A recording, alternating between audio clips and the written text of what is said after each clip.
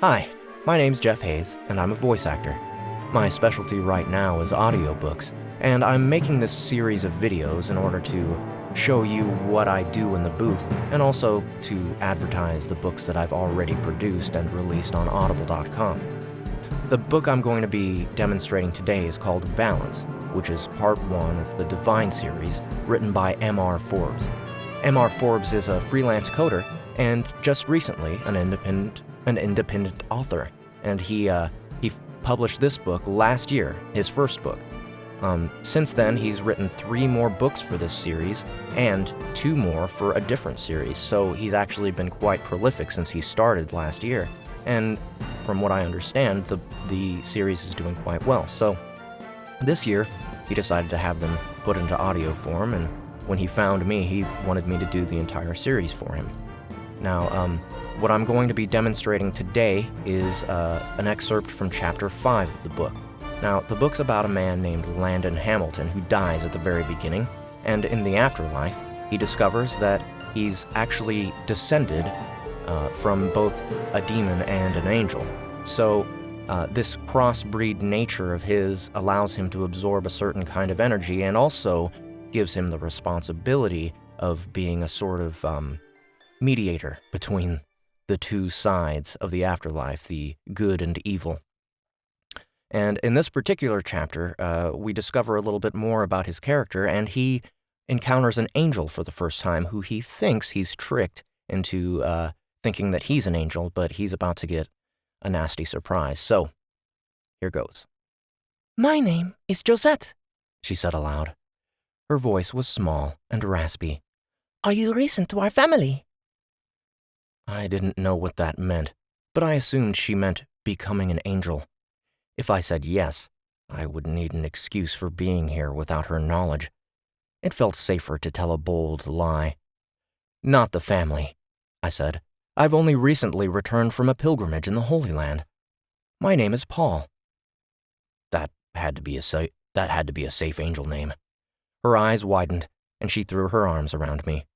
"Paul, welcome. You have been to the Holy Land?" she asked. "There has been little news since Astral was killed." I breathed a sigh of relief. I could lie to an angel and get away with it. "We're losing," I said. I hadn't thought about it before, but as I said it, I knew that it was true. Whatever mojo came from my crossbred lineage, it was clear in that regard. The balance was tipping heavily towards evil. "The dark gains reach every day," she agreed. "Since we lost John Paul, it has been difficult to keep an even footing. Even here, Razel has grown powerful beyond my ability to contain him." Razel. It had to be the name of the demon that the messenger had flown off to squeal to. "I had a run-in with one of his messengers," I told her. "He escaped and intended to tell Razel about my presence here." Her eyes held deep concern for my welfare. I was starting to feel bad for lying to her, and also beginning to wonder if I could do what Dante had asked. It wasn't much of an issue right now, but who knew what the future would hold? Would I be expected to kill this beautiful creature one day? If so, would I be able to do it? "I do not mean to intrude, but what business brings you here?" she asked. She reached down and took my hands in her own. They were small, but so soft and warm. Her whole being exuded peacefulness. I felt like I could tell her anything. I could tell her the truth, and it would be okay. "To be honest, I'm not sure," I said. "I've only arrived very recently, but I had a run-in with a vampire and lost my phone." My mind was beginning to feel as if it were mired in a pit of mud. Clarity was escaping me, replaced with this overwhelming need to tell her everything. All I could think about was the warmth of her hands, the softness of her voice, her shining golden eyes, and the connection between our souls. "I used to be a computer hacker," I said. "I went to prison for credit card fraud." It had been so easy to manipulate people, so easy to get the information I needed to get into databases, email accounts, you name it. So tempting it was a victimless crime. I had told myself. The credit companies had plenty of cash. They wouldn't miss a little bit here and there. I had gotten too bold. A friend had blabbed, and it all crumbled around me. 2 years in a low-security facility, another year of probation, and banned from owning or using a computer for 3 more. I still didn't always feel remorseful for what I had done. I was more sorry I hadn't been more careful and had gotten caught. It had all started pouring out in a torrent, and I was drowning in the truth. I could tell by the way her golden eyes flared that she knew what I was. I could feel the warmth of her hands turn cold, feel the peacefulness turn to violence and anger.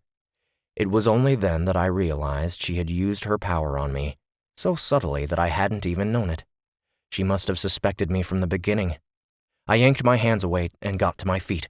She rose, her sword appearing in her hand in a flow of swirling mist. Diascorsis, she cried.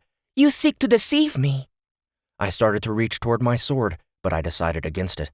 Wait, I said, holding up my hands. I don't want to fight you. She had taken an aggressive posture, with her sword cocked and ready for the battle that I refused to start. I just want to talk, I said.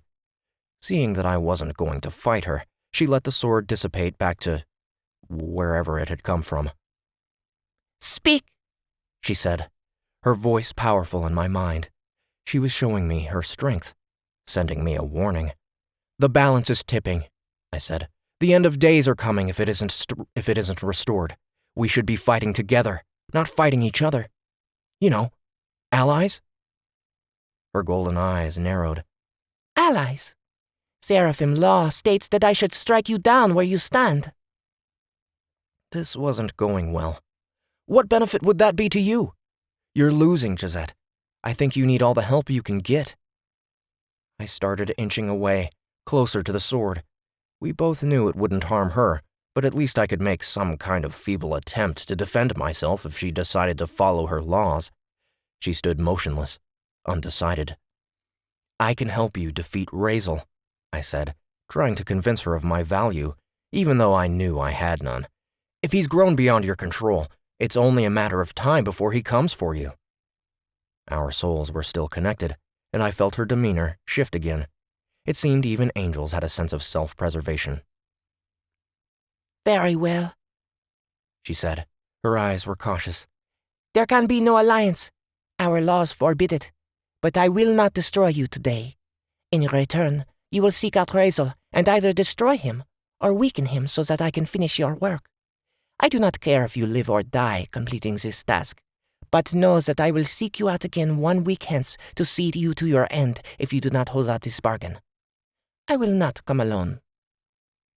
I didn't need to ask what the other option was. I had only bought myself a week, but a week was better than nothing.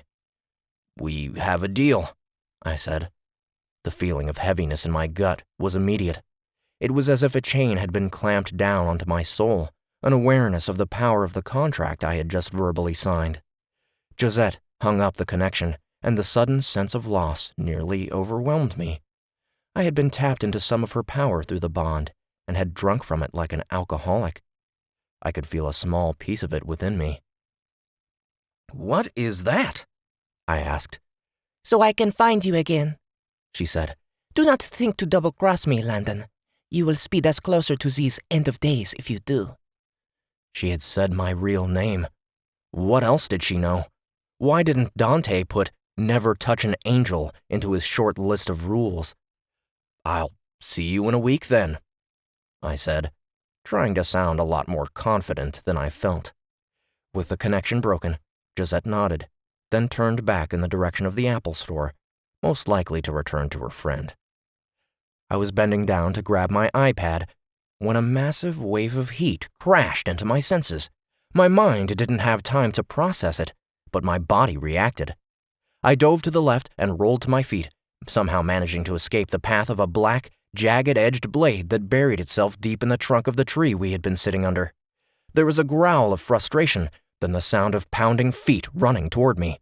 I looked up just in time to see the demon make his leap at me, his long, sinewy frame carrying him an impossible distance at an impossible speed. I moved faster than I could think, shifting my weight and dropping to the ground just underneath its outstretched limbs, escaping being raked by 8-inch claws. The beast landed and turned, small black eyes looking right at me, a snout full of razor teeth bared. It had a humanoid frame with grotesquely long limbs that ended in those sharp claws, leathery skin, and bones which protruded at awkward angles from various points on its body. Razel sends his greetings, newcomer.